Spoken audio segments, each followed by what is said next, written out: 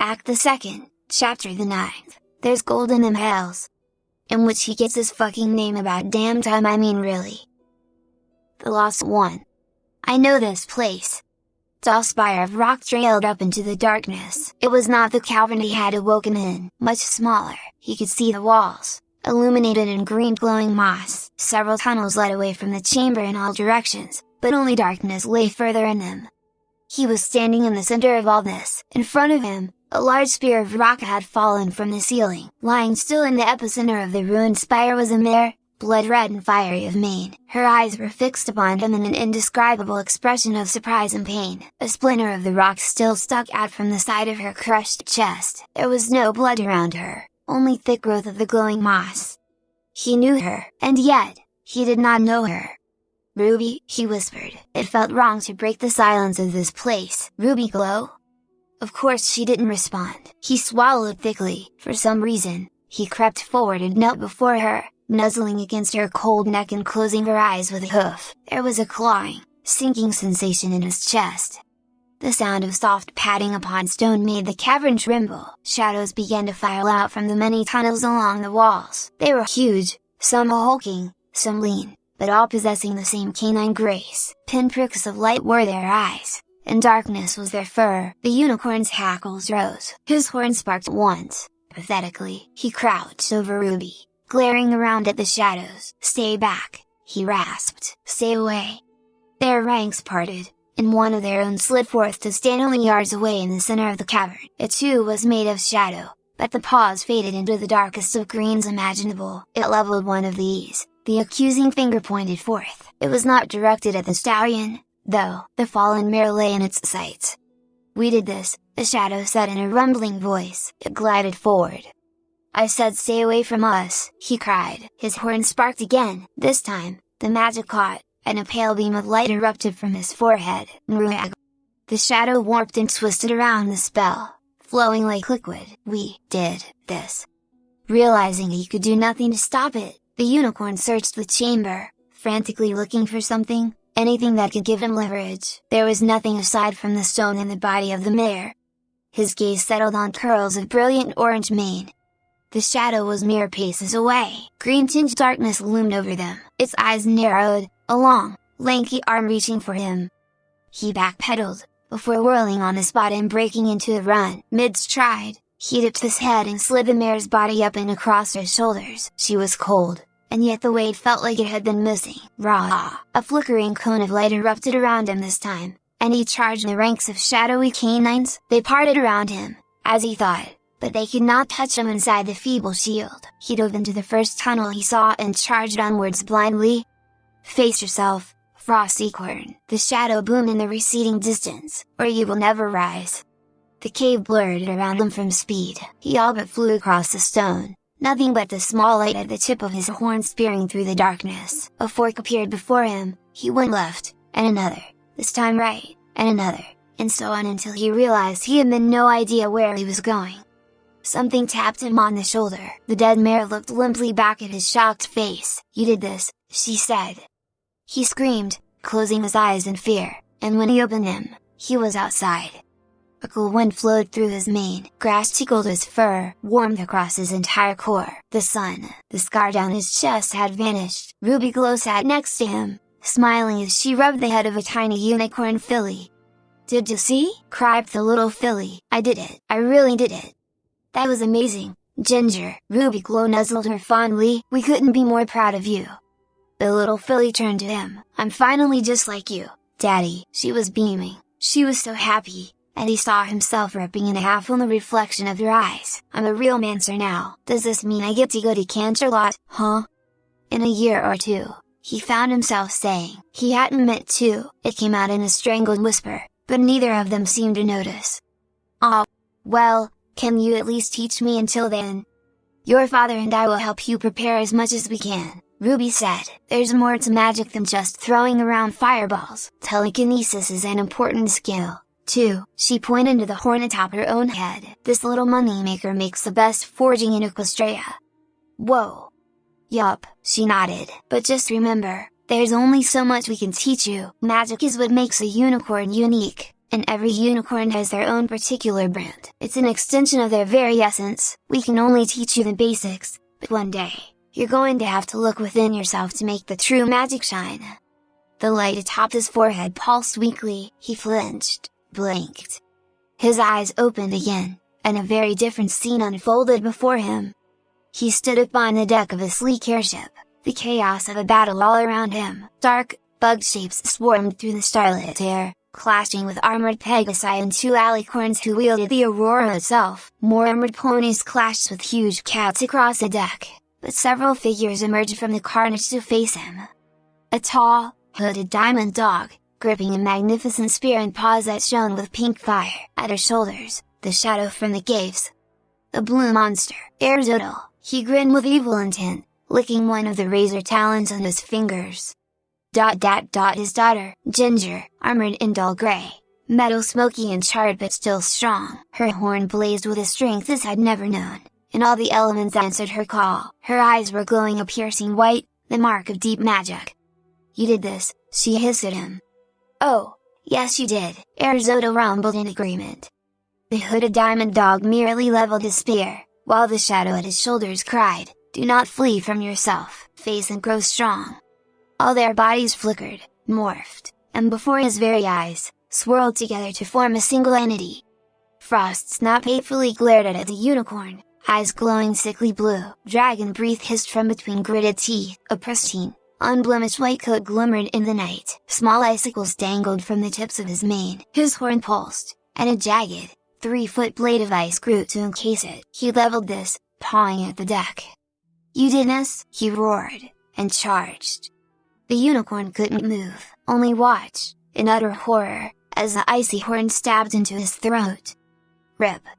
And tore him open from chest to tail.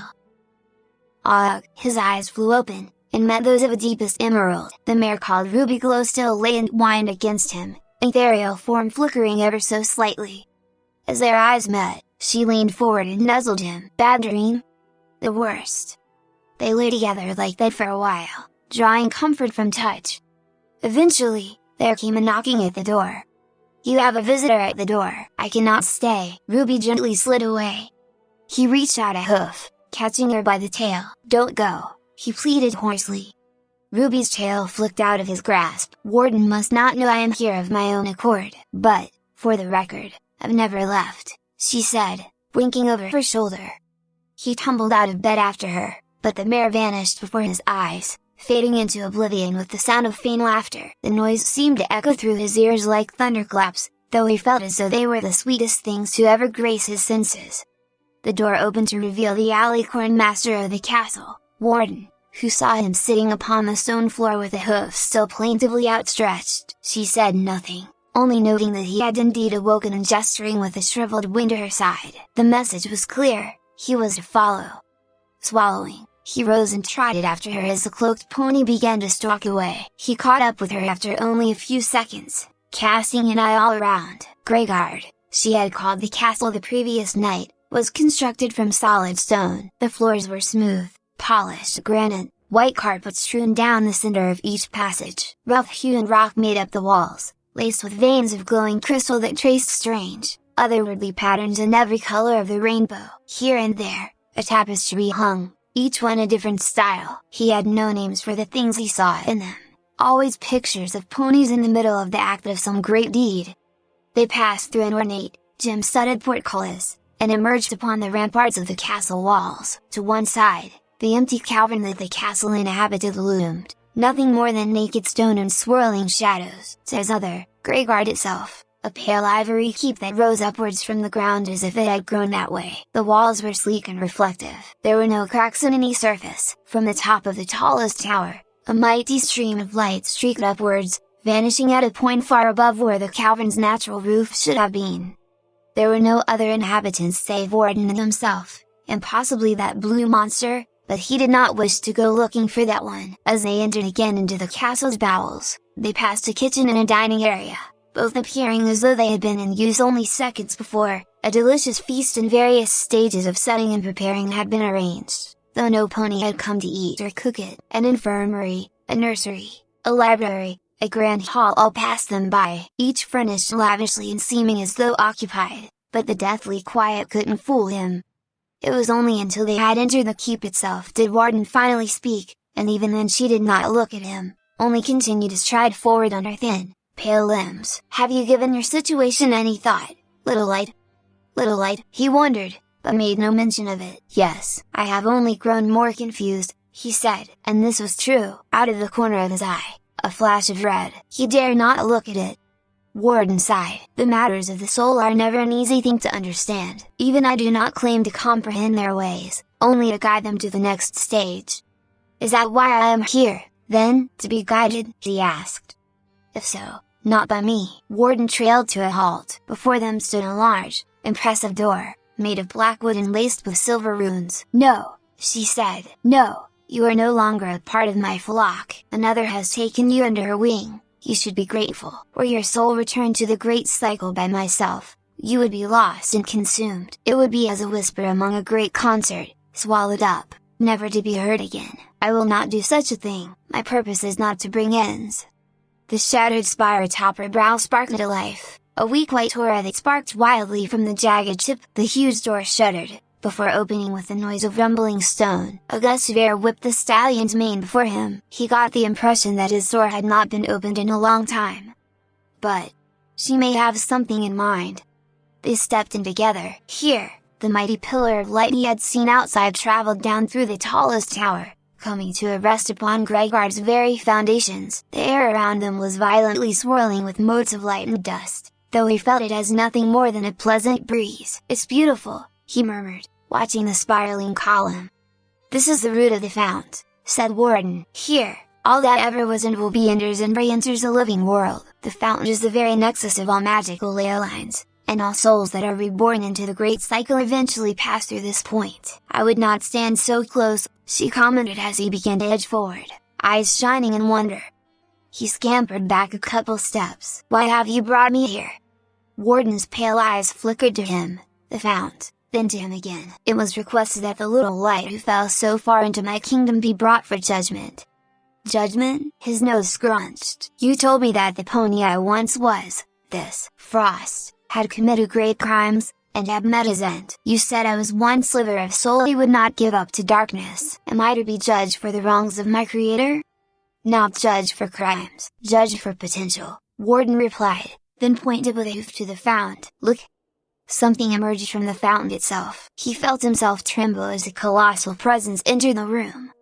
A long, black horn speared out in the light like the bowsprit of a great ship. A beautiful equine face followed, fur blacker than the void of space. Her eyes contained no pupils, and only shone with pure whiteness, like the glare of snow on a sunny day, the mark of the deepest of magic. Her mane and tail softly whipped about in a cosmic breeze, and looking at them, he saw hundreds of thousands of galaxies and stars, all bound together in an unfathomable tapestry. This new alicorn was enormous, nearly 3 times the height of Warden. Huge wings rested half unfurled at her sides, shooting stars and great nebulae issuing from the tips of her feathers. The mark across her hips was that of a small spark midst the darkness of her fur, and he immediately knew it to be the single burst of existence at the beginning of everything.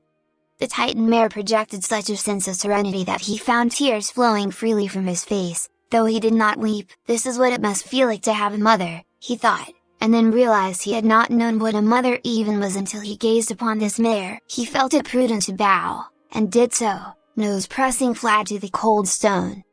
"Galaxia," greeted the other alicorn in the room, "if a bit coldy, I have brought it to you as per your request. If you have further need of me, I will not be far." Warden primly turned and stepped from the chamber, dark cloak flapping in the caressing winds. The stallion watched her go out of the corner of his eye, too frightened to rise. They were alone in the chamber. He swallowed thickly. What if this mare measured him and found him lacking? The sheer weight of her presence alone told him that he existed only because she willed it. He trembled visibly now, afraid that he would never see Ruby glow again. He was not sure he knew the red mare, though maddeningly familiar. The details of his dream were now faint and fuzzy, but he was forever grateful for her for spending the night with him, and watching over him in this place. No! He would not face oblivion like a coward, if that was indeed what this galaxia brought with her. He thought of Ruby glow, of that smirk upon her beautiful face, and of the warmth in his chest whenever she was near. The mighty alicorn did not seem so terrifying anymore. The stallion raised himself from the floor. He faced the alicorn, stared into the blinding whites of her eyes. Galaxia blinked. He could feel something encircling him, coming inside him, a sort of silvery warmth that slipped into the edges of his thoughts. He realized that the alicorn was entering his mind an instant before her gigantic, tranquil presence filled him utterly. He was nothing to this titan, and yet, she only observed, briefly flickering outwards into his consciousness, brushing any half-hearted resistance he mounted with a caress and squeeze. There wasn't much to go through. The brief moments of his existence played back again, the arrival in the cave of great stone pillars, Aristotle and his arrival, the long journey through Tartarus, the mighty chasm of the pit, a scarlet hoof catching him as he fell. She saw them. She saw Ruby and him, together, following the river, the subterranean jungle, surging pride and rage, Aristotle's agonizing strikes, Warden's restoration of his shattered body, arriving at the castle in near comatose state, the room, Ruby again, climbing into bed with him, holding him close and simply being there. And then, just as quickly as she entered him, she was gone, and he was alone inside himself again. He breathed a sigh of relief, eyes crossing from the effort of sorting his own thoughts out again. One corner of Galaxia's lips turned up by the faintest degree. The stallion felt a sense of reassurance wash over him, as if her were being nestled into the softest of warm blankets as some pony crooned a lullaby above him. He wheezed and laughed, tears still freely flowing. Whatever he had done, he felt as though he had passed the great alicorn's judgment. The effort of standing was now impossible. He felt as though he had run 1,000 miles with stones upon his back. He toppled to the ground, still smiling contentedly. A hoof prodded his shoulder. He rolled, to find Ruby Glow standing above him, Galaxia poised at her shoulder. The red mirror had never seemed more tangible. "Told you," Ruby said.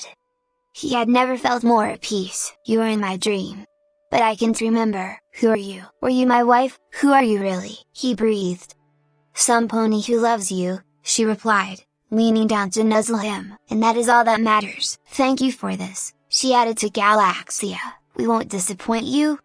Galaxia, for her part, only dipped her head in acknowledgement. Her long, ebony horn flashed once, some indication of a signal, and then she retreated from the pair. They watched as she walked back towards the pulsing column of light, before she paused. Galaxia looked back at them, and winked. With that, she vanished into the light. There was a moment of silence. Then, Ruby gently asked, "Who are you, though?" "Not him," he answered quietly, "or at least, not what he became. I am not Frost." Ruby only smiled at him. It held the kind of warmth he never thought he'd find down here. He reached out and grasped her hoof in his. "But, I can be some pony else. I think I know why I am here." The huge doors rumbled open, stealing his next words, and he turned to see the gaunt figure of Warden stalking through them. He glanced to his side, finding that Ruby had vanished. Warden stopped a few paces away, staring at him with an expressionless gaze. "I see you are still here. This bodes well for you, Spirit. You may yet make it out of this place." Spirit. There, that was it. Yes, he said. As long as he had Ruby beside him, he was willing to do whatever it took. He knew that she would watch over him, catch him if he started to fall. "I understand, now. Do you?" "A second chance," he affirmed, "to be a better pony, to right the wrongs committed in a past life.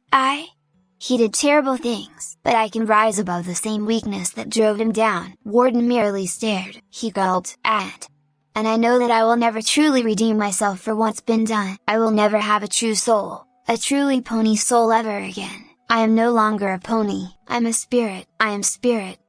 A new name, a new beginning." Warden's eyebrow lifted. She said nothing. Spirit met her gaze evenly, silent as well. Even as she watched, the deep blue of his mane, tail and eyes began to fade, replaced by whiteness. The marks across his flanks, a dark storm cloud spewing flurries, dissolved across his fur and ran down his legs like water, pooling on the floor. His entire body took on a faint distortion, a slight blurring of the edges. "You are not incorrect in your assumption," Warden said. "You will become the force of good to balance out all the evil caused by your past self. I will send you back into the world to begin your redemption. But first, I must break you down and forge you anew. It will not be easy, and you will not emerge the same. The stains of frost snap still coat your essence, and it will take effort to cleanse yourself, but it can be done. We start on the morrow. Spirit Cake Grand. For the first time, he knew what hope felt like.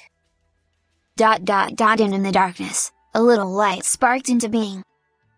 Achievement earned. The only mushrooms I do give me extra lives character revealed. Level up. Spirit, the White Knight of Winter, perk unlocked. He's totally the paladin, plus 15 ever white thing against all forces of evil. Bubble Hearth. Yeah, Bubble Hearth. Epic class mount. Yeah, Bubble Hearth. Spell unlocked. Op Paladin Smash levels 200% damage against undead.